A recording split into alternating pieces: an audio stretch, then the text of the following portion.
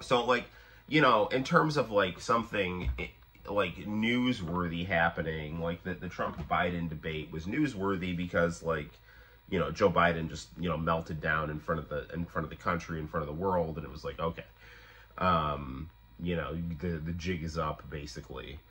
The Kamala debate with Trump was, I mean, it was just, it seemed, like, to me, it was the same as the latter Trump-Biden debates, other than, like, the first Trump-Biden debate was a grotesque spectacle. That was simultaneously the best and worst thing I've ever seen. It was insane. I think Donald Trump probably did coke before he went on stage, and Joe Biden was just an insufferable political hack. So, like, it was just, if you wanted to see the most, like, clown shoes, like, hack establishment politician, like, that was, like, Joe Biden. And then it was, like, Donald Trump just acted like he had snorted some coke and was just, you know, white-knuckling it. And I had heard, of course, I don't know if this is true or not, that, like, I don't know, is that the time he got COVID? Because, like, he got COVID kind of around that time. So I don't know if he was trying to self-medicate. I don't know what the hell was going on. But either way, that debate was insane. It was just Joe Biden being a hack and Trump interrupting him and yelling all the time. And I was just like, what is going on here? Like, how? I mean, it was wildly entertaining, but it was not good. Is any kind of, like, I was like, it was like watching a dumpster fire in real time. The other debates with Trump and Biden before the one where Biden malfunctioned on stage, was like, you know, Trump was Trump, you know, he was whatever he was, you know, and Biden was just an establishment guy spewing establishment points. And this was more or less the Kamala debate. The big thing that I couldn't sit through the whole debate because it's just, I can't just do this cringe fest bullshit. Like, but, at a certain point, I was just like, I gotta see what's going on. Due Dissidents, there's this YouTube channel that I check out sometimes. I don't agree with everything that they say, but I find them to be at least an honest source of independent journalistic information. And they were, like, live streaming the debate. So I popped in for the last part of it, and it was like, you know, Trump was doing his shtick and Kamala was being a hack. I mean, that was kind of what I thought of it. Honestly, seeing it in real time, it was like the last half hour of the debate.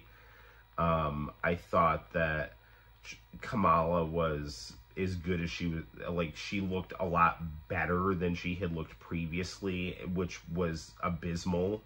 You know, where, like, she was just cackling and just acting like a condescending alpha bitch, and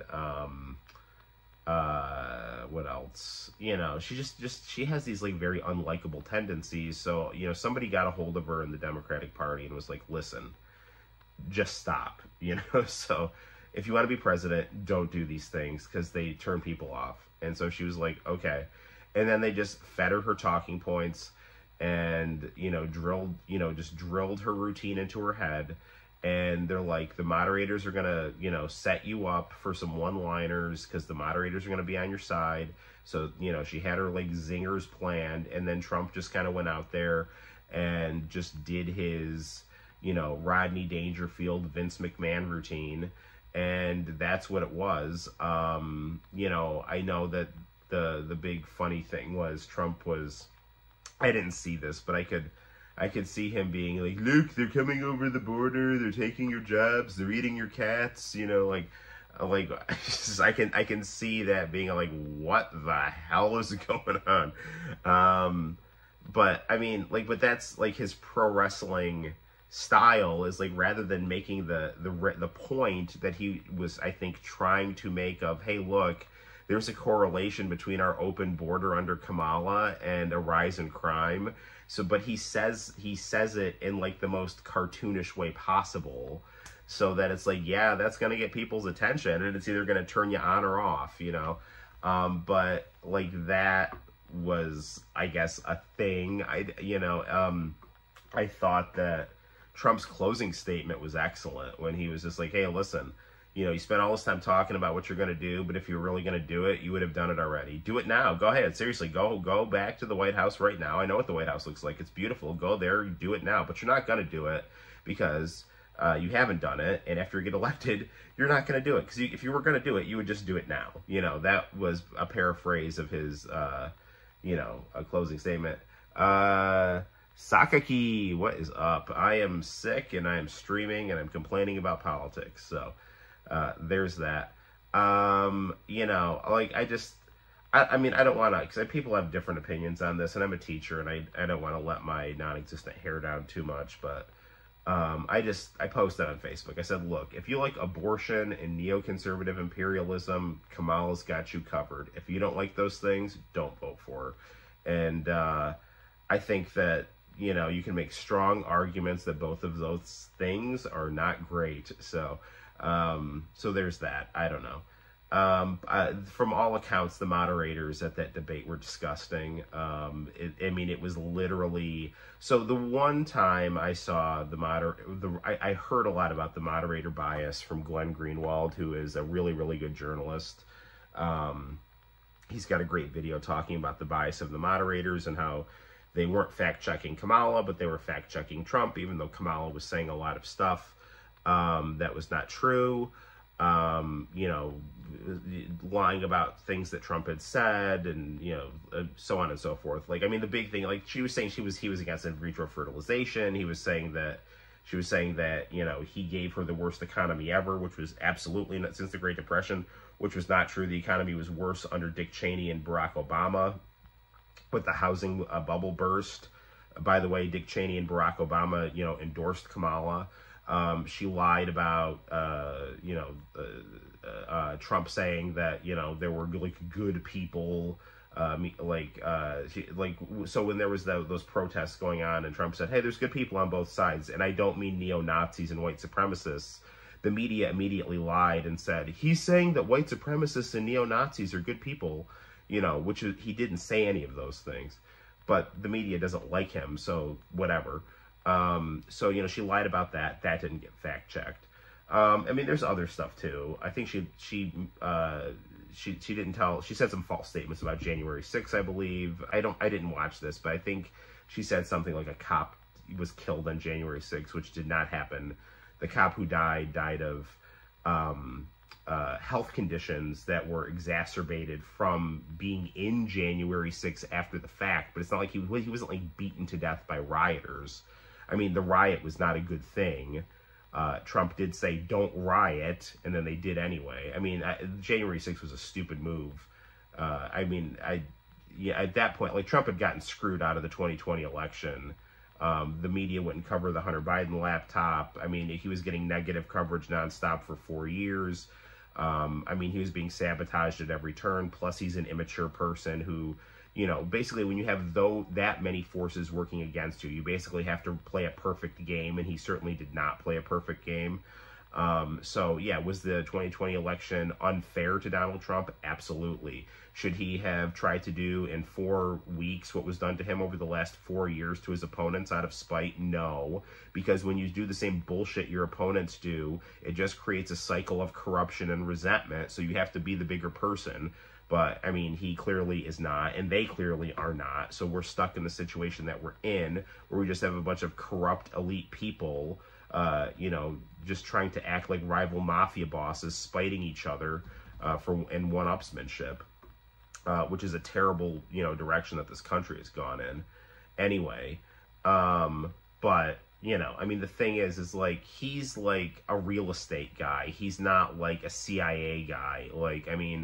Vince McMahon can be a sleazy guy who muscled his way to the top of pro wrestling.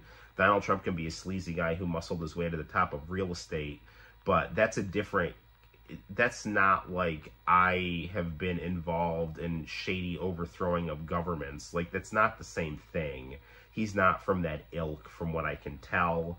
And that makes him naive enough to think that he's actually the boss, and that can't be tolerated. So anywho, like, the moderators were very just like, they would never fact check Kamala. They were constantly interrupting Trump. And then the one thing I saw was the one female reporter was like, "Hey, so what's your healthcare plan, Trump?" And he's like, "Well, I don't like Obamacare. Obamacare's not good. We do what we can. We're going to keep it in place because it's better than nothing. But, we're going to tweak it. We're going to make it better." It's just like, so you don't have a plan, do you? It's like, what are you doing? Like, listen, like, if one of my kids responded to me like that, like, you're supposed to be an objective moderator, okay? So if I was asking a kid a question, and a kid gave me an answer like that, I would say either, okay, or I would say, so you're just going to keep Obamacare and tweak it? Is that what you're saying? Like, not, so you don't have a plan, do you? You fuck, like, you dumb fuck. Like, that's what that's not to swear, but like, that's literally just like, they're just putting it out there that they're like, and then like Kamala Harris said exactly the same thing. She just said like, well, I'm going to keep Obamacare and I'm going to make it even better, and it's like, and they're like, thank you, Kamala. I mean, that's not even an exaggeration, So, I mean, listen, I mean, people are going to vote for Kamala Harris. The people who are going to vote for Kamala Harris are going to vote for her because they hate Donald Trump and they feel more comfortable with a brown woman killing other brown people overseas. Like, I mean, that's literally, she is the new window dressing on the same old crap of the American empire. I don't know if Donald Trump will be good in his second term. I don't know. Like, I mean, who the hell knows? But I can tell you, if you don't like the way things are going, Kamala Harris is going to keep things going the way that they're going to go because, we don't have a president right now. Like, seriously. Like, I mean, this whole grotesque spectacle has shown us that the country does not need a president to function, okay? That we have these invisible power structures in place that just function, and, the president is just there to put a face on it. And there's something that's wrong enough with Donald Trump's face where he has to be stopped at all costs in the minds of the people in power, or at least the ones with enough power that it gets to the public. So take that for whatever it's worth. Vote for whoever you want. Just be the most honest and ethical version of yourself. But to me, I'm really not digging things that are morally indefensible in terms of, if you don't want it done to you, don't do it to other people. And if you don't, and I think just imperialism in general is not good. And having a mentality that says that, the United States must profiteer off war, and confront and antagonize countries, in this window after the Cold War so that we can solidify our rule forever. That neoconservative worldview is dangerous for the planet, much more than global warming, okay? So, yeah. And then there's this other thing that I heard about the end of the debate, which was like, these pro-Kamala people, they're all just like, oh, did you see how she baited him and threw him off kilter? It's like, okay, so let's say that she did that. Why is that a good leadership trait? Like, do I really want the president? So let's say, like, her big thing is that she can make people angry at her. What, like, that's really what I want in a president. I really want her to go up to some foreign leader and piss them off. Like, why, like, what are we even doing here? I mean, I was talking to my old history teacher, and she was just like, how did we get to this point as a country? Where like, these are our two choices. I mean, I think a choice is better. I think one of them is better than the other. But, I mean, come on. Like, that's the best thing you can say about her. Hey, Arrow, how you doing? Yeah, I'm sick, brother. Are you sick? I'm just closing off my trademark political rant, which hopefully doesn't piss people off, but I don't know. But yeah, seriously, it's like, well, did you see the way she made him mad? It's like, yeah, I saw that. I can't wait for her to get elected president and make the president of China really angry. That'll be awesome. That'll be so awesome.